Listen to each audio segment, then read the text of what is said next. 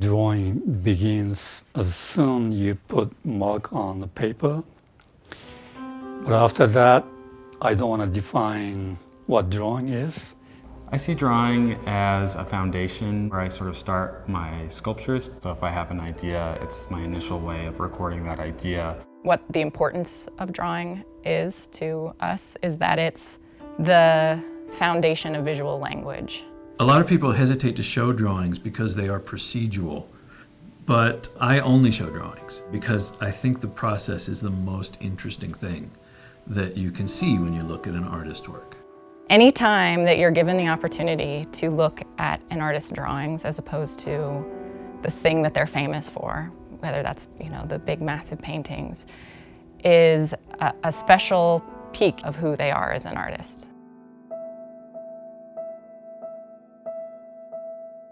Clyfford Still's drawings had always been something of a mystery. We always knew the drawings were special.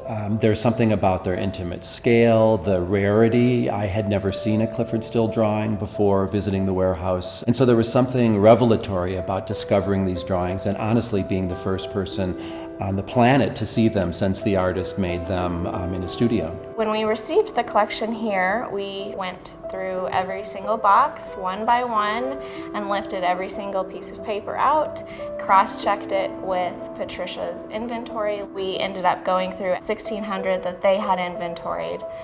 And then slowly but surely we started finding little stacks in other boxes that we hadn't opened before. And these drawings weren't inventoried or documented. So the collection grew from 1,600 to over 2,300 works on paper.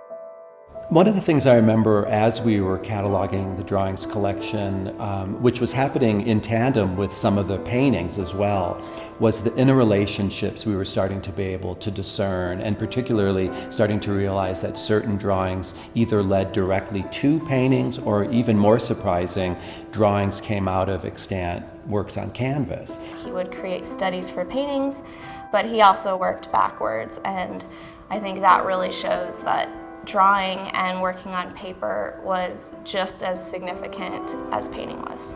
We have an instance in the exhibition where we have virtually the same image done on paper with oil paint and the same image done with pastel.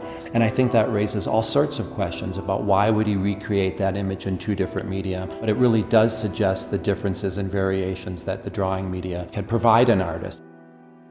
Drawing is very important because the drawing really trains your eyes how to see.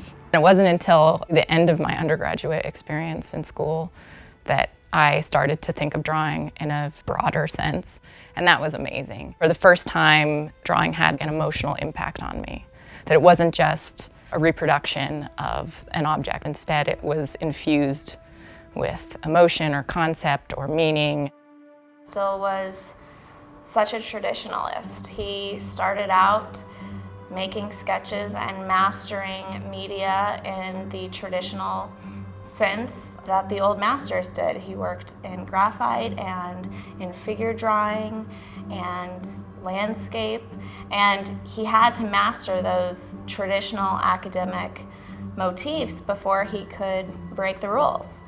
One of the most fascinating bodies of work in the drawings collection is represented in the over 100 oils on paper he made between 1943 and 1944 in Richmond, Virginia. We see repeatedly in these dozens and dozens of drawings a new art being invented, first on paper, but then in the later 40s, many of these same images get transferred to canvas, and together they really form the beginnings of what we call abstract expressionism.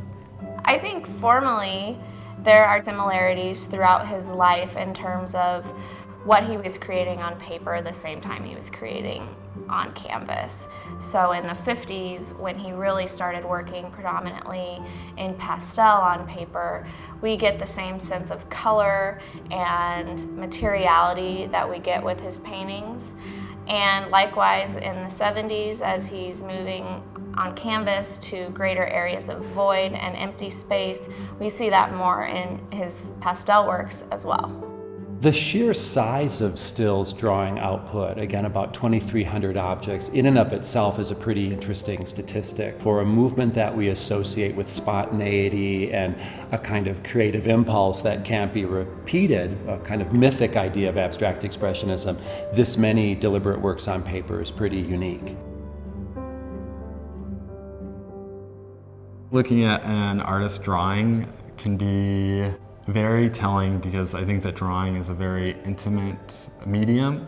The ability to sort of see each recorded mark, I think, is very fascinating. It's sort of like a living archive of that person's movement for that amount of time that it took to make that drawing. I seek out artist drawings. I can avoid an entire exhibition of artwork and focus on the one drawing in the show, because to me it's the closest you can get to their thought process. It's like reading a book while you can see the person typing it. I think above all else, the drawings represent Still at his most basic, his most personal, and his most primary. And using Still's own words, they become a personal diary of his own world.